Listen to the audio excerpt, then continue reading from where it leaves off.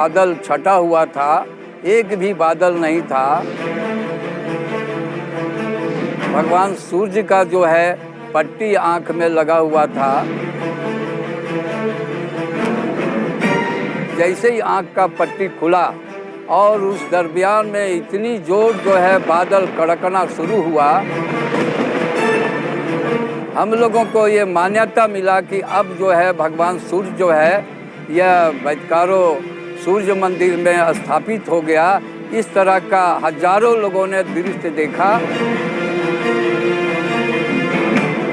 जो मन्नत हम लोग मांगते हैं सूर्य भगवान से, हम लोग को पूरा होते हैं ऐसे।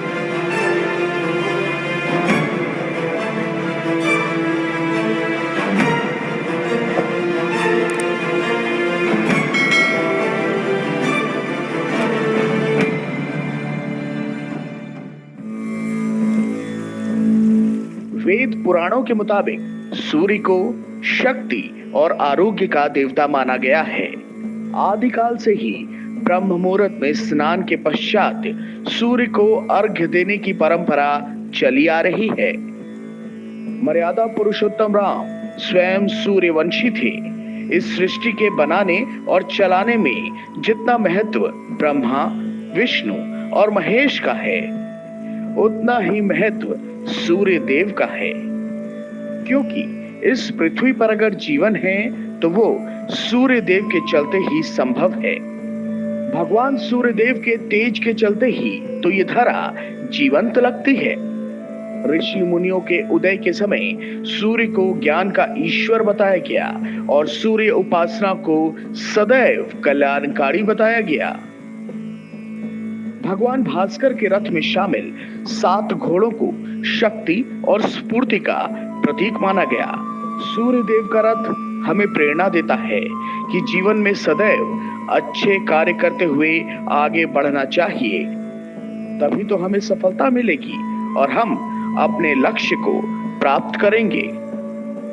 वैदिक काल से ही हमारे देश में भगवान भास्कर की पूजा का प्रचलन रहा है।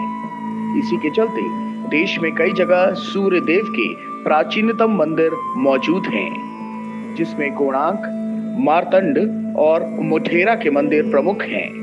वेद पुराणों की माने तो प्रारंभ में ये साधना मंत्रों के माध्यम से हुआ करती थी, जिसके बाद मूर्ति पूजा ने रूप ले लिया। ऋषि मुनियों के मुताबिक जीवन के कष्टों को दूर करने के लिए सूर्य देव की आराधना तत्काल फलदायी है। इतना ही नहीं, संतान प्राप्ति के लिए सूर्य उपासना को काफी लाभप्रद बताया गया है। हिंदू मान्यताओं के मुताबिक सूर्य ही एक ऐसे देवता हैं जिनके दर्शन प्रत्यक्ष रूप से किए जा सकते हैं। पूरे देश में नियम निष्ठा के साथ मनाए जाने वाले छठ महापर्व में उगते और डूबते सूर्य को अर्घ्य दिया जाता है। मान्यताओं के अनुसार राम राज्य की स्थापना के दिन कार्तिक शुक्ल षष्ठी को मर्यादा पुरुषोत्तम राम और माता सीता ने सूर्य देव की पूजा की थी। सूर्य देव की मंदिरों की बात करें तो सबसे पहले स्थान पर कोणार्क का सूर्य मंदिर आता है। उड़ीसा के कोणार्क में राजा नरसिंह देव ने 13वीं शताब्दी में इस मंदिर का निर्माण करवाया था। यह मंदिर अपने विशिष्ट आकार और शिल्प कला के लिए दुनिया भर में मशहूर है। इस मंदिर को यूनेस्को से धरोहर स्थलों की मान्यता भी प्राप्त हुई है। देश के 12 सूर्य धामों में नालंदा का बड़गांव सूर्य मंदिर काफी प्रसिद्ध है। यहाँ छठ पर्व मनाने के लिए लोग देश के कोने कोने से आते हैं। भगवान श्री कृष्ण के पुत्र राजा सांब से इस मंदिर का इतिहास जुड़ा हुआ है। पौराणिक मान्यताओं के मुताबिक पिता श्री कृष्ण के शाप से मुक्त होने के लिए सांब ने सूर्य देव की उपासना की और 12 जगहों पर सूर्य धाम का निर्माण करवाया। लोलार्क, चोलार्क, अलार्क, अंगारक, पुण्यार्क, परारक, देवार्क, कोणार्क, ललितार्क, यमार्क, खखोलार्क, उत्तार्क में राजा सांब के द्वारा बनाए गए सूर्य धाम आज भी मौजूद हैं।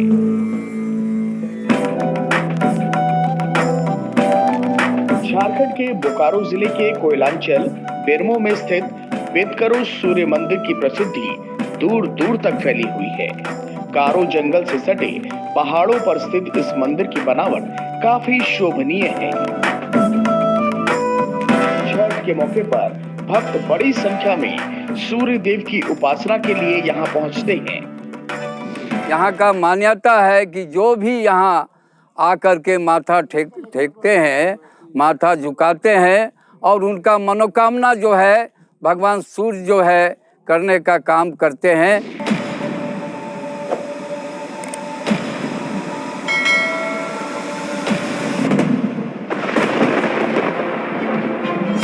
भक्तों की मानी तो इस मंदिर में मूर्ति की प्राण प्रतिष्ठा के दौरान आसमान में एक चमत्कार देखने को मिला था। भक्तों का ये भी दावा है कि साफ आसमान के बावजूद बादल कड़कने लगे।